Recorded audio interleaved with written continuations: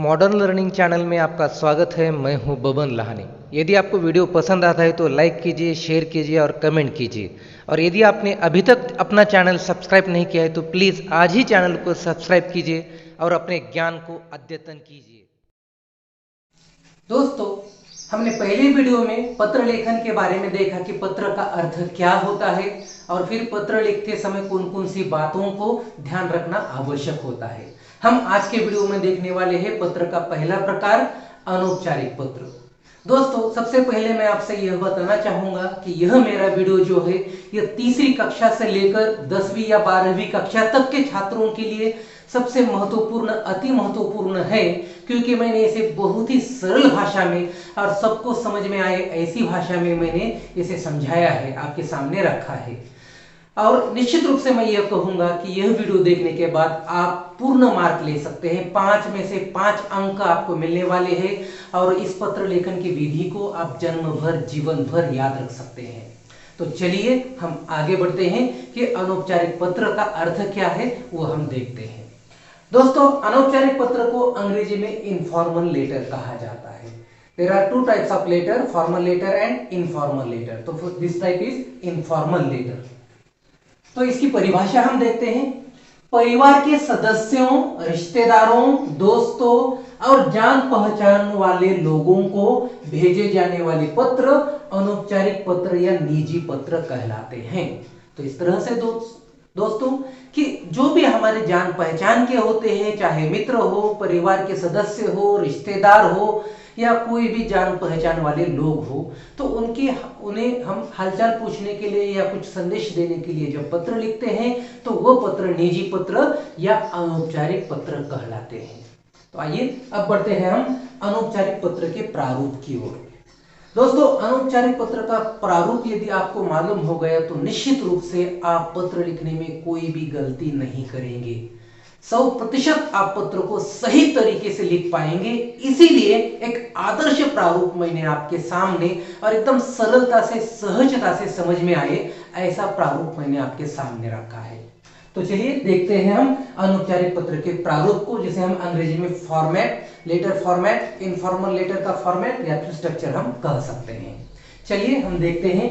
तो सबसे पहली बात है कि अनौपचारिक पत्र लिखते समय सबसे पहली बाईं ओर हमें प्रेषक का पता लिखना होता है, अर्थात जो पत्र लिखने वाला होता है, सेंडर्स एड्रेस जिसे हम कहते हैं, जो पत्र लिख रहा है उसका पता लिखना होता है दोस्तों। तो दोस्तों, ये पता हम झूठ मूठ का कहीं पर का भी पता लिख सकते हैं, बस हमें पता लिखना है।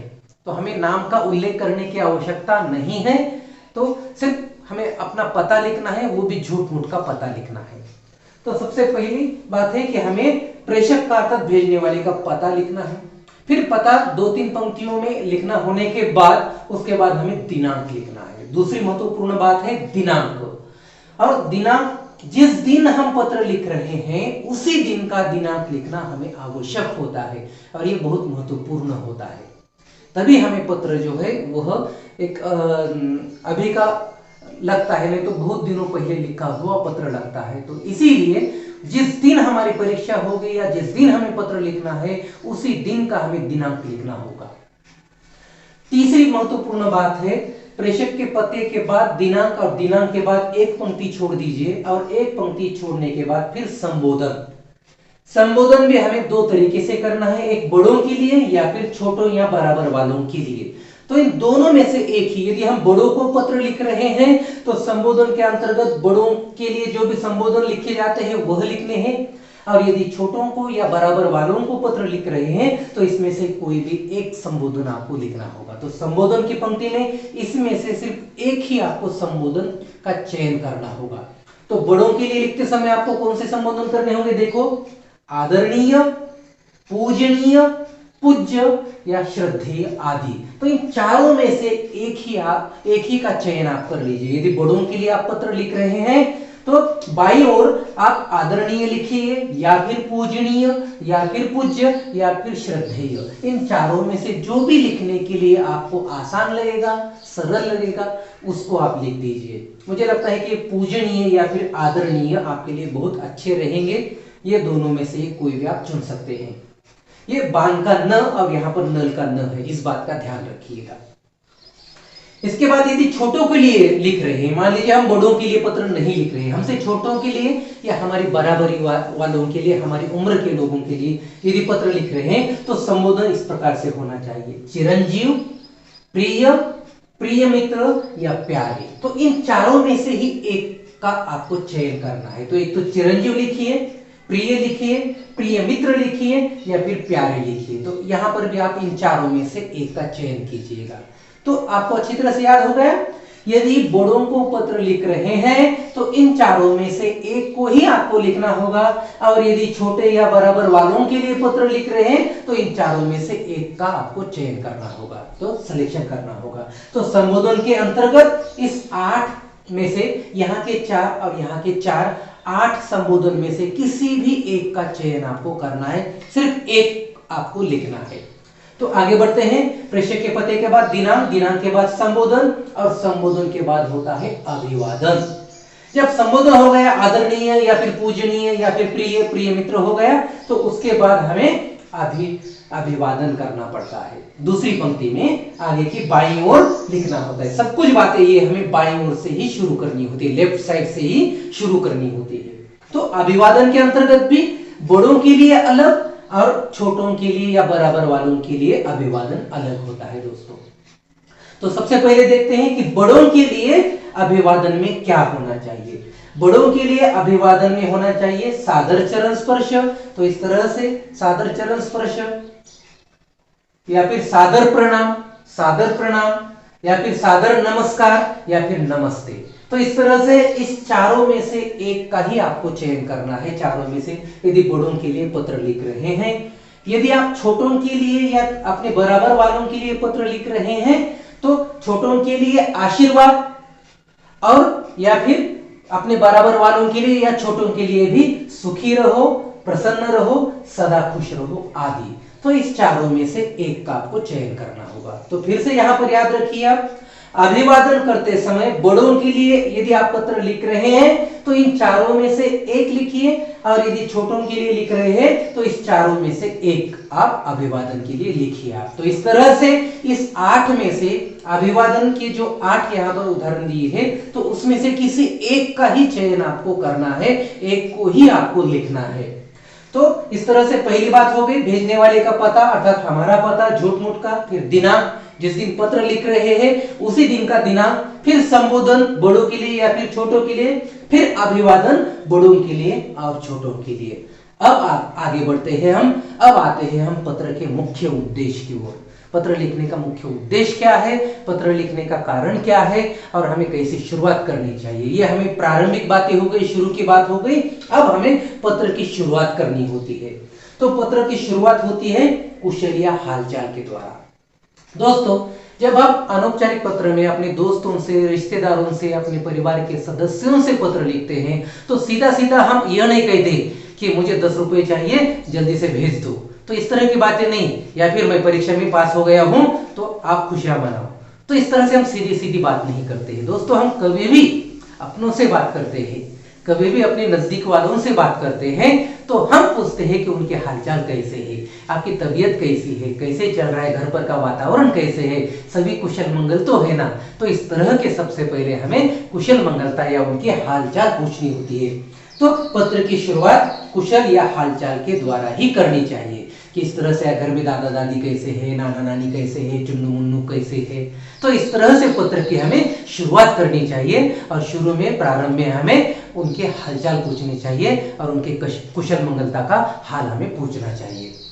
तो ये अनुच्छेद होने के बाद, एक पैराग्राफ होने के बाद सेकंड पैराग्राफ दूसरे अनुच्छेद में हमें मुख्य संदेश, तो हमें पत्र क्यों लिख रहे हैं, पत्र लिखने का मुख्य उद्देश्य क्या है, पत्र लिखने का कारण क्या है, यह हमें दूसरे अनुच्छेद में लिखना होता है। तो पत्र लिखने का यह कारण है कि मुझे पैसों की आवश्यकता थी तो कृपया करके मुझे आप पैसे भेज दीजिए, या फिर पत्र लिखने का यह कारण था कि मैं परीक्षा में अच्छे अंक लेकर उत्तीर्ण हुआ हूँ, मैं कक्षा में प्रथम आया हूँ, या फिर और कोई भी कारण इस तरह से कि आप अपनी सेहत का ध्यान रखिए। आप बहुत अब कोरोना जैसी महामारी फैल रही है चारों ओर और आप उतना ध्यान नहीं देते हैं, तो पत्र मैंने इसलिए दिया है कि आपको अच्छी तरह से आपका ध्यान रखना होगा, घर से बाहर नहीं जाना होगा, मास्क पहनना होगा। तो इस तरह से सूचना भी आप देख सकते हो। तो जो भी पत्र लिखने का मुख्य उद्देश्य होता है, मेन एम होता है अपना, वो हमें दूसरे अनुच्छेद में यहाँ पर लिखना होता है। मुख्य संदेश हमें, मुख्य सूचना हम दूसरे अनुच्छेद में दे देते हैं। तो इस तरह से दोस्तों भेजने वाले का पता बाईं ओर, उसके बाद दिनांक, दिनांक के बाद संबोधन छोटों के लिए या फिर बड़ों के लिए, फिर अभिवादन छोटों के लिए या फिर बड़ों के लिए, फिर पहला अनुच्छेद होगा कुशल या हालचाल पूछना, फिर दूसरा मुख्य संदेश या जो भी सूचना देनी होगी वो, और फिर उसके बाद नीचे स्वनिर्देश। स्वनिर्देश में क्या होता है दोस्तों?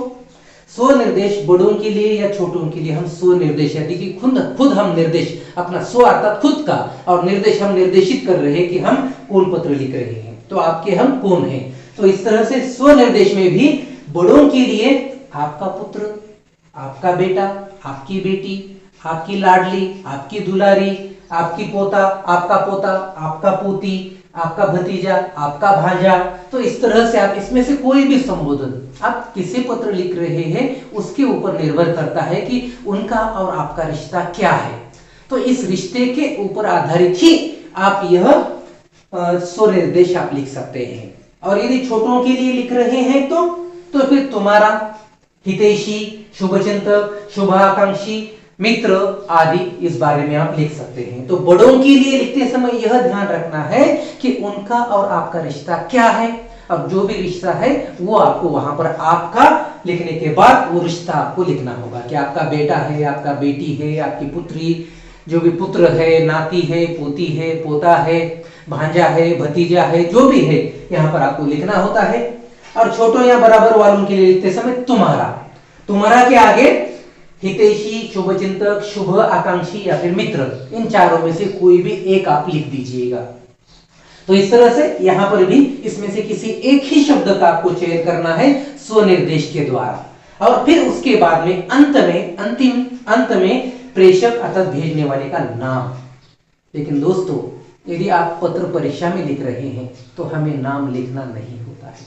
उस नाम की जगह पर हमें सिर्फ क ख ग या फिर सिर्फ अपना छोटा सा एक नाम, अपना एक झूठ मूठ का नाम। यदि आपका नाम XYZ है, आपका नाम अमर है, तो आपका असली नाम नहीं लिखेंगे, तो झूठ मूठ का नाम आपको लिखना होगा। इसमें अपनी परीक्षा की गोपनीयता रहती है, गुप्तता रहती है। तो इसीलिए आपको क ख ग एक तो नाम लिख दीजिए या फिर झूठ मूठ का कोई भी नाम लिख दीजिए, जैसे कि रेखा, माधुरी, अमर। तो इस तरह से कोई भी आपका झूठ मूठ का नाम लिख दीजिए। नहीं तो सबसे अच्छा है क ख ग, बस आपका लाडला, आपका बेटा, क ख ग। तो इस तरह से आप क ख ग से पत्र का समापन कर दीजिए। तो दोस्तों इस तरह से बहुत ही सरलता से आप पत्रों को हमेशा के लिए याद रख सकते हैं। और इस तरह से इस प्रारूप के द्वारा आप यदि पत्र को लिखेंगे तो निश्चित रूप से आप 5 अंक में से 5 अंक आप लेंगे ही लेंगे, इसमें कोई भी गलती नहीं होगी। क्योंकि ये जो प्रारूप है यह सबसे महत्वपूर्ण है, चाहे स्टेट बोर्ड का हो या CBSE बोर्ड का हो। तो कहीं पर भी आप इसी प्रारूप के द्वारा आप पत्र लिख सकते हैं। तो फिर से बातें मैं दोहराता हूं। पत्र भेजने वाले का पता, फिर दिनांक, फिर संबोधन, फिर अभिवादन, फिर हालचाल पूछना, फिर दूसरे अनुच्छेद में मुख्य सूचना या मुख्य संदेश देना, फिर स्वनिर्देश कि आपका मैं कौन हूं, लाडला हूं, दोस्त है, कौन है, और फिर प्रेषक का नाम क ख ग या फिर रेखा या फिर अमर, जो भी है वो। और इस तरह से पत्र का समापन कर दीजिए।